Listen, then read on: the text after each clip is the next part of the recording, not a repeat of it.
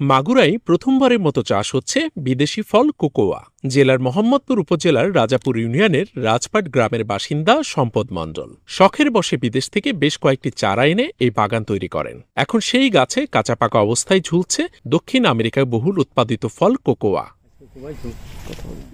উৎকৃষ্ট মানের chocolate, ice cream, মাখন, রুটি, পুডিং, প্রসাধন সামগ্রী ও পানীয় তৈরিতে কোকোয়া ব্যাপক হারে ব্যবহার হয়। উদ্যোক্তা সম্পদ মণ্ডল জানান, তার বাগানের গাছে প্রচুর ফুল ও ফল আসছে। কোকোয়া চাষে সরকারি পৃষ্ঠপোষকতা পেলে এর চাষাবাদ বিস্তৃতি পাবে ব্যাপকভাবে। আমার বাগানে অনেক ফুল ফল আসছে, এটা যদি সরকারি সহযোগিতা পায় আমি অনেক ব্যাপক আকারে শুরু করব।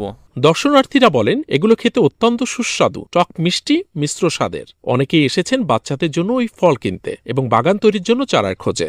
এ বাগানে অনেক পাকা ফল আছে এবং মিষ্টি এবং সুস্বাদু। ফলটা বিদেশি ফল, আমি এর আগে খাইছি, খুব সুস্বাদু। ঘুরতে এসেছি, দেখেছি, পছন্দ হয়েছে, তাই আমি চারা কিনে বাড়ির পাশে লাগানোর জন্য নিয়ে যাবো।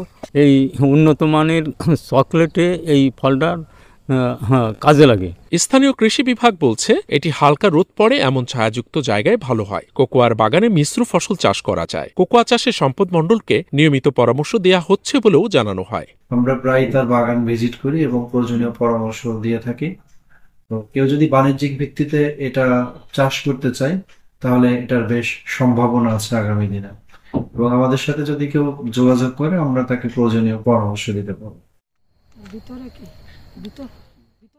দক্ষিণ আমেরিকার আমাজনে বহুল উৎপাদিত এই কোকোয়া ফল চাষের বিপুল পরিমাণ সম্ভাবনা রয়েছে বাংলাদেশেও। প্রতি বছর কয়েকশো কোটি টাকার কোকো আমদানি করতে হয়। দেশে এই উৎপাদন যদি ছড়িয়ে দেওয়া সম্ভব হয় তাহলে বিপুল পরিমাণ অর্থ বাঁচানো সম্ভব হবে বলে মনে করছেন সংশ্লিষ্ট মহল। আশরাফুল আলম সাগর, মাই টিভি, মাগুরা।